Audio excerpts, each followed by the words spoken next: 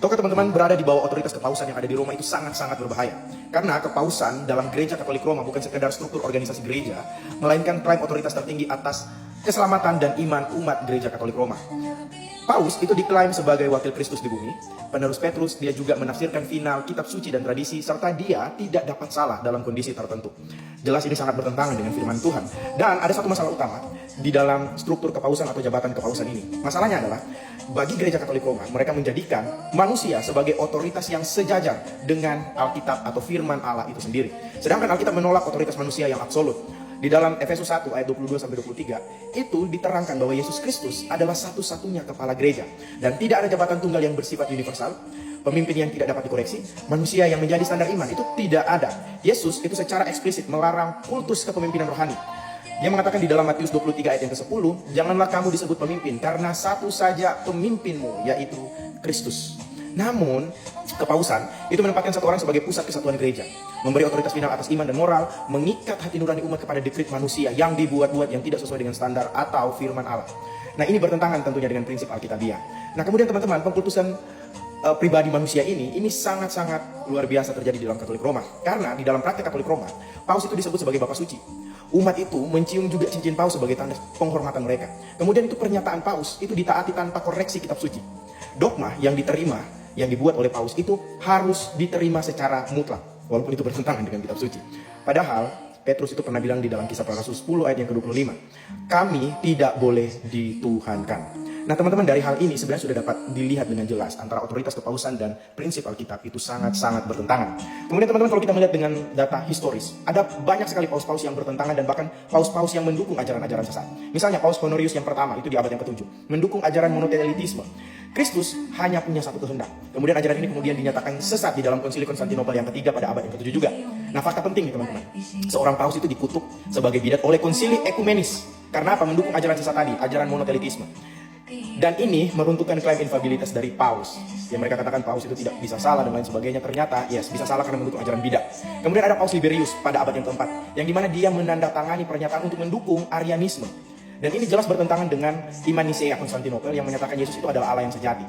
Nah, pertanyaannya, jika Paus adalah penjaga iman sejati, mengapa ia mendukung bidat kristologi? Kemudian ya teman-teman, ada juga Paus yang saling bertentangan tentang keselamatan. Misalnya Paus Eugene ke-4 dalam Konsili Florence ya, abad yang ke-15. Tidak ada seorang pun di luar gereja Katolik Roma itu diselamatkan. Jadi kalau kita yang Protestan ya kita nggak selamat gitu. Tetapi anehnya teman-teman, dalam Konsili Vatikan II itu bukan hanya orang Kristen Protestan yang di luar gereja Katolik Roma juga memperoleh keselamatan. Bahkan orang Islam pun dalam KGK 841 itu juga dapat diselamatkan. Ini jelas adalah suatu pernyataan yang bertentangan secara substansi keselamatan.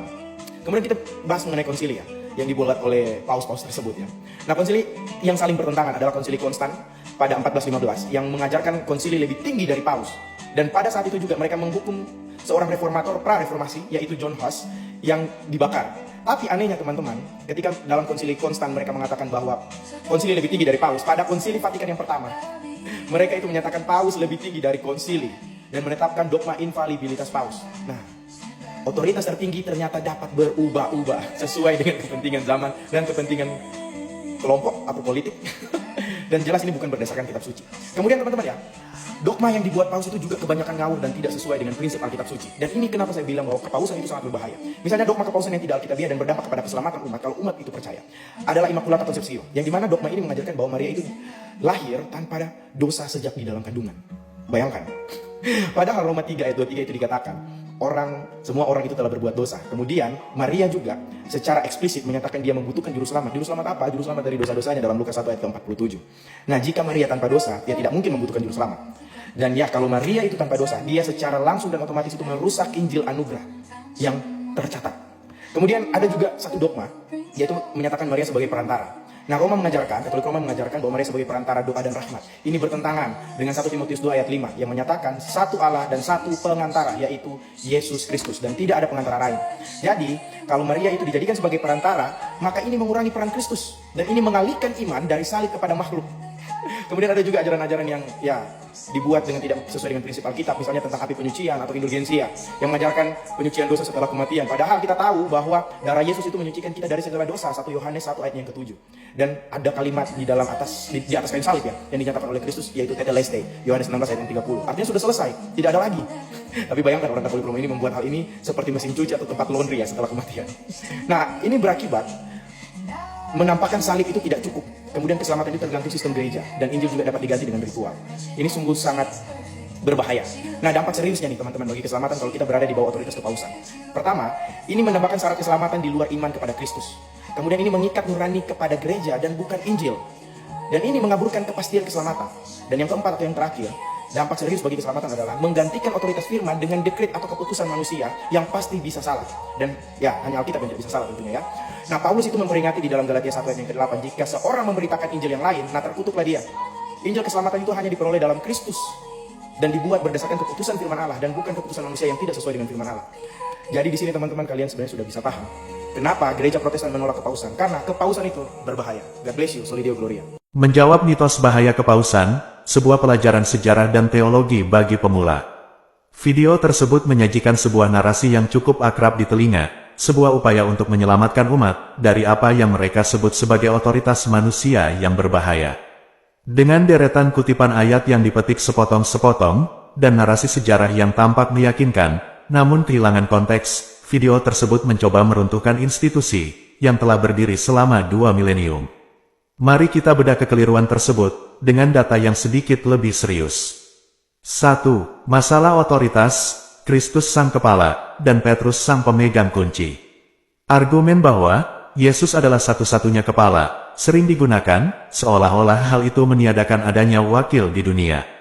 Padahal, Gereja Katolik sangat setuju bahwa Yesus adalah kepala, Efesus 1 ayat 22. Namun sang kepala sendiri yang memilih untuk bekerja melalui perantara manusia. Dalam Matius 16 ayat 18-19, Yesus berkata, "Dan aku pun berkata kepadamu, engkau adalah Petrus, dan di atas batu karang ini aku akan mendirikan gerejaku. Kepadamu akan kuberikan kunci kerajaan sorga." Memberikan kunci, dalam budaya Yahudi kuno berarti memberikan jabatan al-habaib, yaitu pengelola rumah raja. Yesus tidak pensiun atau meninggalkan gereja tanpa kemudi, ia menunjuk seorang pengurus rumah saat ia tidak nampak secara fisik. Menolak otoritas Petrus dengan alasan satu saja pemimpinmu, Matius 23 ayat 10, adalah bentuk kegagalan memahami gaya bahasa Semit.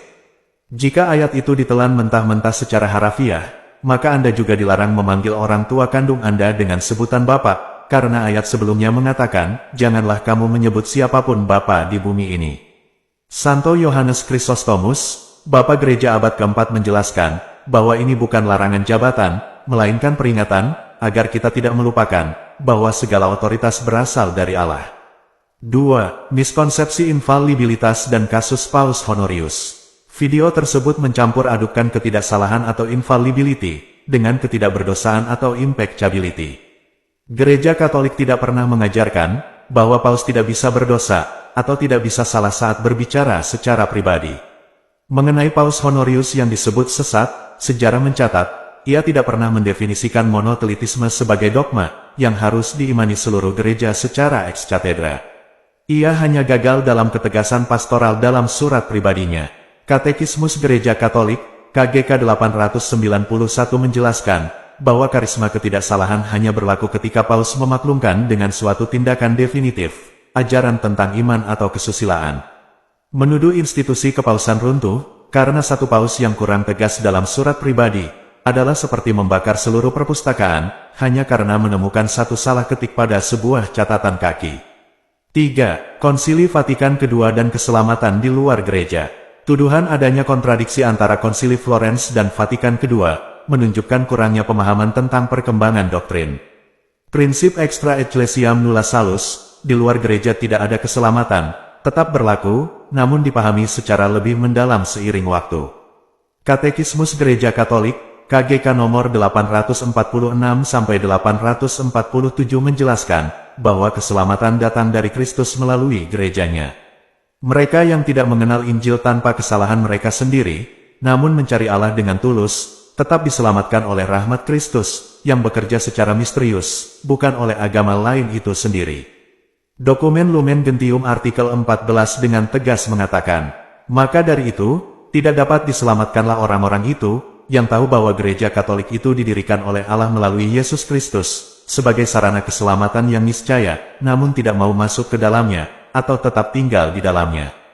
Jadi, tidak ada pintu belakang yang murah, hanya ada kerahiman Allah yang tak terbatas.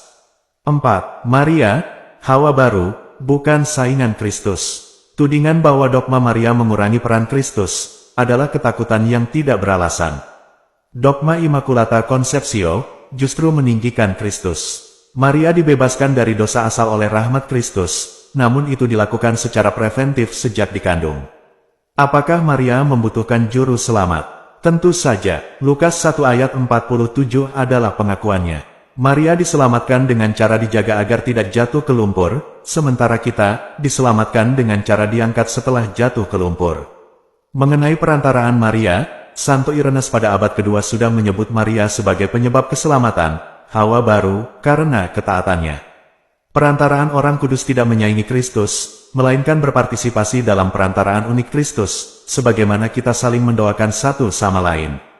5. Drama konsiliarisme, siapa yang menghakimi siapa? Narasi video yang membenturkan Konsili Konstans tahun 1415 dengan Konsili Vatikan pertama, adalah kegemaran para pembaca sejarah yang setengah-setengah. Mereka menuduh gereja berubah pikiran tentang siapa yang lebih tinggi, paus atau konsili. Padahal, secara teologis, Konsili Konstans berada dalam situasi darurat, atau Great Western Schism, di mana ada 3 orang yang mengaku sebagai paus. Gereja menggunakan otoritasnya untuk membersihkan kekacauan tersebut, bukan untuk menetapkan bahwa konsili secara permanen berada di atas paus.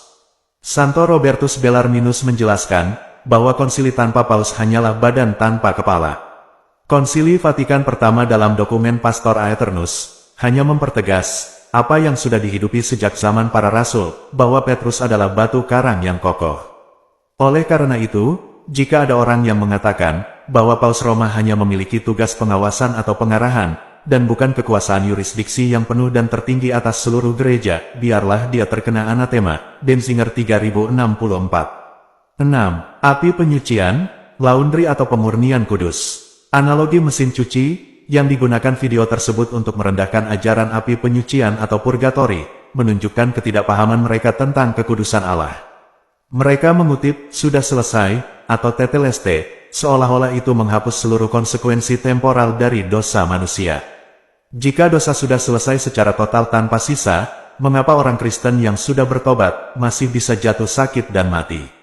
Kematian adalah konsekuensi dosa. Alkitab dalam Wahyu 21 ayat 27 menyatakan, tetapi tidak akan masuk ke dalamnya sesuatu yang najis. Api penyucian bukanlah salib kedua, melainkan cara rahmat Kristus, membersihkan noda terakhir dari jiwa yang sudah selamat, sebelum ia menatap wajah Allah yang Maha Kudus. Santo Agustinus dalam Enchiridion menegaskan, bahwa ada api penyucian setelah kehidupan ini, tidaklah mungkin untuk disangkal. Ini bukan soal kekurangan darah Yesus, tapi soal kesucian kita yang harus sempurna. 7. Kepastian keselamatan, iman yang hidup versus presumsi. Video tersebut menuduh Katolik mengaburkan kepastian keselamatan. Ini adalah retorika khas yang sangat berbahaya. Mereka menawarkan kepastian palsu, bahwa sekali percaya pasti selamat, terlepas dari perbuatan selanjutnya. Gereja Katolik justru menjaga pesan Alkitab dengan setia, kerjakanlah keselamatanmu dengan takut dan gentar, Filipi 2 ayat 12. Kita memiliki pengharapan yang teguh, bukan kesombongan atau presumsi. Mengatakan, saya pasti selamat, sebelum mencapai garis finish, adalah bentuk kesombongan rohani, yang dilarang oleh Rasul Paulus dalam 1 Korintus 10 ayat 12. Sebab itu siapa yang menyangka, bahwa ia teguh berdiri, berhati-hatilah supaya ia jangan jatuh. Kesimpulan, upaya video tersebut, untuk menggambarkan kepausan sebagai institusi berbahaya, justru menyingkapkan bahaya yang jauh lebih nyata, yaitu penafsiran kitab suci yang terputus dari akar sejarah dan tradisi para rasul. Tanpa jangkar kepausan, kekristenan akan terpecah menjadi puluhan ribu sekte, dengan penafsiran masing-masing yang saling bertabrakan, sebuah kondisi rimba rohani, yang justru jauh lebih berbahaya bagi keselamatan jiwa. Kepausan bukanlah penyembahan manusia, melainkan bentuk ketaatan mutlak pada cara Yesus Kristus mengatur rumahnya di bumi. Menolak Petrus, seringkali hanyalah langkah awal untuk membuat paus-paus kecil baru, atas nama penafsiran pribadi.